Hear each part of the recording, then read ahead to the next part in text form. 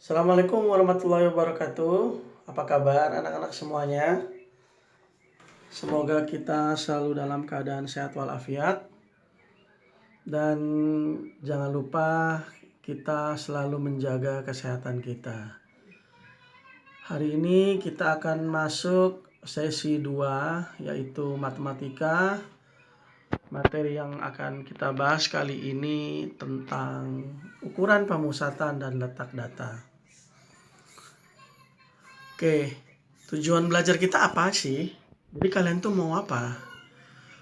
Ya, tujuan kita adalah mengetahui kegunaan pemusatan data. Kemudian kita mengetahui dan menyimpulkan suatu data. Jadi kalau kalian nemu suatu kumpulan data, tuh kalian bisa menyimpulkan. Sebagai contoh begini, kalian sudah pernah dengar rata-rata? Istilah dari rata-rata. Misalnya, diketahui rata-rata berat badan siswa kelas 8. Nah, itu ada rata-rata kelas A itu 60 kilo, rata-rata kelas B 55 kilo, dan kelas C 58 kilo. Nah, kamu pasti dong bisa melakukan kesimpulan. Kesimpulannya apa? Oh, kesimpulannya kelas A siswanya gemuk-gemuk. Mungkin siswa kelas A itu dia suka makan, jadi berat badannya gede. Atau mungkin juga siswa kelas B itu orangnya nggak suka makan. Ya, banyak sekali kesimpulan yang bisa kita tarik di sini. Oke, mudah-mudahan kalian paham ya. Nah, ukuran pemusatan data itu apa pengertiannya? Merupakan nilai tunggal yang mewakili semua data atau kumpulan pengamatan di mana nilai tersebut menunjukkan pusat data. Ya, di sini sudah ada kalimat mewakili semua data ya. Itu jelas sekali itu. Oke, yang termasuk ukuran pemusatan adalah rata-rata hitung, median, dan modus. Oke, kita akan mempelajari satu persatu. Yang pertama adalah rata-rata hitung. Oke, rumus umumnya adalah jumlah semua nilai data. Jadi ada data ditambah-tambahin, itu dibagi banyaknya nilai data tersebut. Untuk data yang tidak mengulang, ya, itu ditambahkan datanya. Nah, di sini ada simbol sigma X. Sigma itu yang seperti huruf ini ya. Sigma itu dalam matematika itu artinya penjumlahan dari tiap nilai X. Sedangkan N ini, ya, N yang di bawah itu menyatakan banyak datanya. Kemudian untuk data yang mengulang, ya, dengan frekuensi. Jadi frekuensi itu, ya, frekuensi di sini ini maksudnya itu adalah data tersebut ada berapa. Misalnya nilai anak 5 di suatu kelas. 5 itu ada 10 orang, oh berarti frekuensinya 10 misalnya. Jadi rumus rata-rata adalah frekuensinya dikalikan datanya ditambah frekuensi 2 dikali data 2 dan seterusnya. Dibagi penjumlahan dari frekuensinya ya. Oke, biar kalian nggak bingung, langsung contoh saja. Si Wilson sudah 6 kali ujian. Dia sudah ikut 6 kali ujian, yaitu nilainya 78, 90, 65, 45, 65, dan 74. Nah, si Wilson galau nih, dia ingin tahu apakah nilai rata-ratanya sudah memenuhi batas KKM. KKM itu kriteria ketuntasan minimal, yaitu 75. Jadi kalau rata-ratanya ngepas 75 atau di atas 75, berarti dia lulus KKM, tuntas ya. Nah, sekarang kita cari dulu rata-ratanya berapa si Wilson ini. Rumus rata-rata adalah, nah ini nilai Wilson kita tambahkan ya, 78 tambah 90 dan seterusnya. Ini jumlah datanya ada 6. 1, 2, 3, 4, 5, 6. 6 kali ujian. Kita dapatkan nilai rata-ratanya adalah 71,34. Nah, ternyata KKM-nya itu gurunya ngasih nilai 75. Sedangkan Wilson nilainya 71,34. Kesimpulannya apa? Oh, Wilson tidak tuntas. Karena rata-rata ujian Wilson di bawah KKM yaitu 75 ya. Oke, Wilson belajar lagi ya. Sekarang kita akan mencari rata-rata hitung dalam bentuk tabel. Nah, ini seru nih dalam bentuk tabel. Oke. Diberikan data tabel jumlah berat badan siswa kelas 8 Yosudarso. Nah, kita lihat di sini. Artinya apa ini? Nah, kalian sebelumnya sudah mempelajari cara membaca tabel. Di sini kita lihat, ini berat 52 kilo, itu ada 4 anak. Berat 55 kilo, ada 5 anak. Dan seterusnya sampai berat yang ke bawah, yang 90 kilo, itu ada 1 anak. Nah, siapa tuh 90 kilo ya? Nah, pertanyaannya adalah, tentukan rata-rata berat badan siswa kelas tersebut. Oke, ini kita pakai data berulang. Berarti kita kalikan nilai dengan frekuensinya. Nilai berat badannya 52 dikali 4, tambah 55 kali 5, sampai 90 dikali 1. Ditambahkan semua. Hasil perkaliannya dibagi 30. Nah, 30 ini menyatakan banyak dari datanya, 30 siswa. Ya, 30 ya. Nah, didapatkan ternyata berat badan anak kelas Yosudarso 60,94 kilo. Wow. Kemudian rata-rata dalam bentuk diagram batang. Oke, kita di sini ada sebuah data pengunjung perpustakaan selama 1 pekan ya. Dari hari Senin, Selasa, Rabu, Kamis, Jumat. Oke. Di sini kita lihat dulu hari Senin itu ada berapa orang, Selasa berapa orang, kan pengunjung ya. Kalau kita lihat datanya dengan teliti, hari Senin itu ada 25 anak, Selasa 26, dan seterusnya sampai hari Jumat. Nah, berarti rata-rata orang atau pengunjung yang datang ke perpustakaan adalah tinggal ditambahkan 25 tambah 26 tambah 30 dan seterusnya. Sehingga rata-ratanya itu adalah 113 dibagi 5. Nah, di sini ada keterangan dibagi 5. Kenapa dibagi 5? Karena datanya itu ada 5, yaitu data hari Senin, Selasa, Rabu, Kamis, Jumat. Nah, jadi ada 5. Nah, jadi rata-ratanya 22,6. Kita pembulatan ke atas karena orang itu nggak mungkin pakai koma. Jadi 23 orang. Paham ya anak-anak semua? Oke. Kita masih dalam mencari rata-rata ya. Masih dalam bentuk diagram. Data di samping ini adalah data nilai ujian matematika. Kita lihat data ujian matematika kelas siswa 8 Sudirman. Jadi kalau kita lihat ya itu siswa yang nilainya 4 ya, nilainya 4 ada 3 anak. Ya. Yang siswanya nilainya 5 ada berapa? Iya betul, ada 4 anak. Yang 6 ada 5 anak, nilai 7 ada 6 anak, dan seterusnya. Nilai 10 ada 3 anak. Oke. Bagaimana cara mencari rata-ratanya? Kita mengalihkan. Nilai 4 ada 3 anak, berarti 4 dikali 3. Ditambah 5 kali 4, tambah 6 kali 5, tambah 7 kali 6, tambah 8 kali 5, tambah 9 kali 4, tambah 10 kali 3. Sehingga kita dapatkan rata-ratanya. Nah, ini kenapa dibagi 30? Ada pertanyaan nih. Kenapa dia dibagi 30? Ya, karena jumlah anak-anaknya ada 30 orang. 3 tambah 4 tambah 5 tambah 6 tambah 5 tambah 4 tambah 3. Itu sebanyak 30 siswa. Ya, jadi rata-rata kelas 8 Sudirman itu 7. Masih bicara rata-rata. Nah, ini yang terakhir itu tentang kasus, studi kasus nih. Ada soal cerita nih, kita lihat ya. Rata-rata hasil ujian matematika dari 14 siswa adalah 60.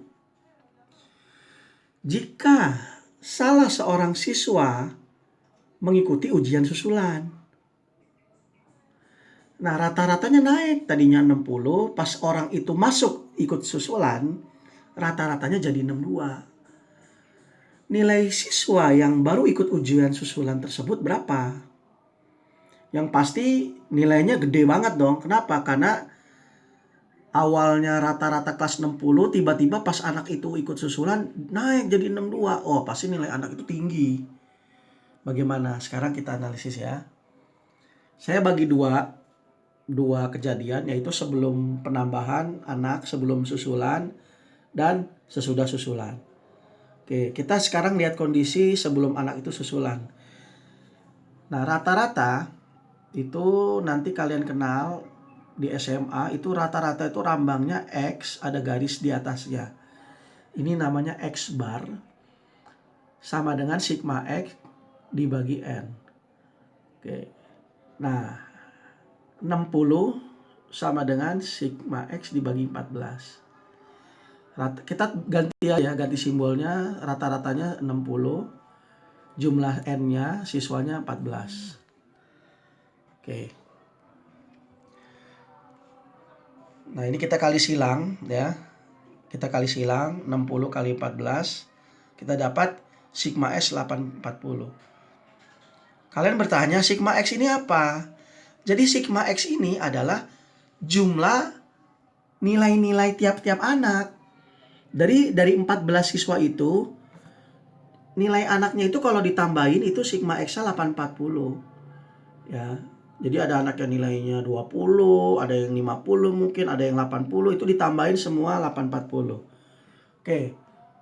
Sekarang kejadian yang kedua, sesudah anak ikut susulan, sesudah penambahan anak. Nah, di sini ada kalimat seperti ini. Ini rata-rata yang sudah berubah setelah anak itu masuk. Rata-rata adalah jumlah nilai anak-anak yang pertama ditambah sigma X ini berarti siswa yang baru ikut susulan dibagi dengan jumlah anak totalnya. 14 ini jumlah siswa awal tapi dia nambah satu anak yang susulan. Jadi 14 tambah 1. Kita dapatkan sigma X dulu, kita ganti karena kita udah nemu 840. Sehingga 62 sama dengan 840 ditambah X per 15. Ini kita kali silang, 62 sama 15. Ya, kita kali silang. Dapat 930 sama dengan 840 tambah X. Berapa nilai X-nya? Pindah ruas, kita kurang. X sama dengan 90. Oke, kira-kira ada pertanyaan? Kalau yang masih bingung, silakan tanya saya di WA ya. Oke, lanjut. Kita masuk namanya median. Median, jadi kita bukan rata-rata lagi, kita masuk median, itu adalah nilai tengah dari kumpulan data yang sudah diurutkan dari nilai terkecil ke nilai terbesar. Jadi nilai yang tepat di tengah. Untuk mencari median, ya, kita akan bagi dua teknik berdasarkan banyak data. Yang pertama, median datanya genap. Ya, jadi misalnya ada suatu angka data, itu datanya itu jumlahnya ada bilangan genap, sama median data ganjil ya, bila jumlah datanya ganjil. Oke, mungkin masih bingung, langsung saja contoh median data ganjil kita lihat.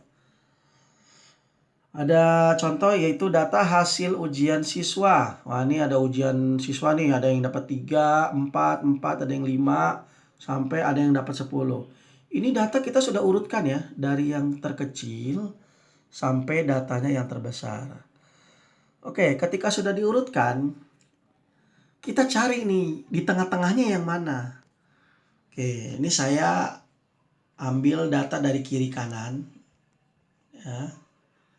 Oke, kita lihat dulu datanya, ini data ganjil apa genap, kita lihat ya. Data 1, data 2, 3, 4, 5, dan seterusnya 9, 10, 11, data ke-12 sampai data ke-13. Berarti 13. Datanya ada 13, berarti data ganjil. Oke, kita bagi ruas kiri kanan sama banyak. Ya, di ruas kiri kita ambil 6 data, di ruas kanan kita ambil 6 data, sehingga ada yang nilai di tengah-tengah nih. Pas nilai di tengah-tengah, berarti kesimpulannya langsung dapat mediannya 6. Selesai. Gampang ya? Bagaimana kalau datanya ada banyak, kita pakai rumus. Nah, kalau pakai rumus bagaimana caranya? Jadi median itu adalah data yang ke N tambah 1 bagi 2. Oke, kita masukkan data aja. N itu banyak datanya adalah X yang ke-13 tambah 1 bagi 2. Jadi median itu data yang ke-7. Data yang ke-7 siapa? Ya 6. Ya, data yang ke-7 itu 6. Oke, ada pertanyaan? Insyaallah ngerti ya. Oke, lanjut. Sekarang contoh median data genap. Oke, masih soal yang tadi, contoh nilai ujian anak-anak. Kita sudah urutkan dari yang terkecil sampai nilai yang terbesar. Oke, kita lihat datanya ada berapa. Data ke-1, 2, data ke-3, 4, sampai datanya ke-14 ya. Nah, data ke-14 berarti jumlah datanya itu genap. Ya, data ke-14 genap. Oke, kalau kita nggak pakai rumus, pakai cara preman ya. Namanya preman, kita coba-coba aja nih, kita bagi kiri kanan sama. Nah, begini nih. Ya, udah kepencet nih. Ini kita ambil 7 data. Kemudian dari kanan kita ambil 7 data sama, sehingga ada di tengah-tengah nih mediannya. Nah, kita kira-kira nilai di tengah itu berapa ya? Caranya gimana? Ya caranya adalah kita bagi 2 aja. Median itu adalah 6 tambah 7 bagi 2. Berarti mediannya 6,5. Bagaimana kalau kita pakai rumus? Kalau kita pakai rumus, ya, median data genap itu adalah data yang ke N plus 2 ditambah data yang ke N plus 2 plus 1 dibagi 2. Ya. Oke, kelihatannya ribet ya. Gini aja deh. Ini datanya ada berapa nih? 14 ya. Bagi 2 aja. Jadi data ke 7 ditambah, habis 7 berapa? 8. Dibagi 2. Gampang kan? Jadi ini 14 bagi 2 aja, jadi 7. Jadi median itu adalah data 7 tambah data 8 bagi 2. Dan saya yakin kalian kalau melihat begini-begini pusing ya. Oke. Data ke-7 apa? Data ke-7 itu 6. Data ke-8 itu 7. 6 tambah 7 bagi 2. 6,5. Gampil ya? Insyaallah gampil ya. Alhamdulillah. Nah, sekarang kadang-kadang di soal itu kita nemu median datanya bentuknya tabel nih. Di sini ada informasi data berat badan 32 bayi yang baru lahir di desa Asri Jaya. Wah, kita lihat nih. Wah. Ini kalau kita baca berarti berat badan bayi 2,7 kilo ada 3 bayi, 2,8 kilo ada 4 bayi, dan seterusnya sampai berat yang 3,3 kilo ada 2 bayi. Pertanyaannya adalah mediannya berapa? Nah, mediannya itu 32 nih jumlah datanya. 32 ini berarti median data genap. Oke, kita akan analisis satu persatu. Bayi yang beratnya 2,7 kilo sebanyak 3 bayi itu adalah data ke-1, ke-2, dan ke-3. Dan 2,8 kilo ada 4 bayi, berarti itu data ke-4, 5, 6, 7 sampai seterusnya. Nah, ini kita hitung sampai yang terakhir itu jumlah data bayinya itu sampai ke 32. Oke. Nah, langsung saja cara cepatnya aja ya. Karena datanya 32 berarti median itu adalah dibagi 2, data ke-16 tambah data ke-17 bagi 2. Nah, data ke-16 sama 17 itu siapa? Ini 30. 30 itu ada 8 anak tuh, 2, 3, 4, 5, 6, 7, 8. Itu ya nilainya 3 kilo. Jadi 3 kilo tambah 3 kilo bagi 2. Jadi mediannya 3 kilo. Mudah-mudahan paham ya anak-anak ya. Oke, alhamdulillah. Oke, dikit lagi anak-anak. Kita yang terakhir modus. Modus ini gampil banget ya. Modus itu adalah nilai atau data yang paling banyak dalam suatu kumpulan data. Contoh aja nih. Data berikut adalah umur calon siswa yang diterima di SMP Garuda Emas misalnya nih. Wah, ini ada berapa siswa nih ya. Nah, modusnya berapa? Tentukan modus. Kita lihat umur yang paling banyak itu umur berapa tahun. Kalau kita hitung, modusnya itu 12. Kenapa 12 tahun? Karena anak yang nilainya 12 itu ada 7. Ya, ada 7. Sehingga modusnya 12. Kenapa? Karena nilai 12 itu ada 7 buah. Oke ya. Bisa ya? Nah, biar lebih paham lagi nih, perhatiin data yang di sini. Ini nilai ujian siswa 8 Sudirman. Sekarang, nilai yang paling banyak itu nilai yang berapa anak-anak? Nilai 7. Kenapa nilai 7? Karena nilai 7 itu ada 6 anak. Berarti modusnya 7. Kemudian kalau dilihat dari data tabel, bayi yang paling banyak lahir umur berapa kilo yang paling banyak? Oh, yang paling banyak itu beratnya 3 kilo. Kenapa beratnya 3 kilo? Karena ada 8 bayi.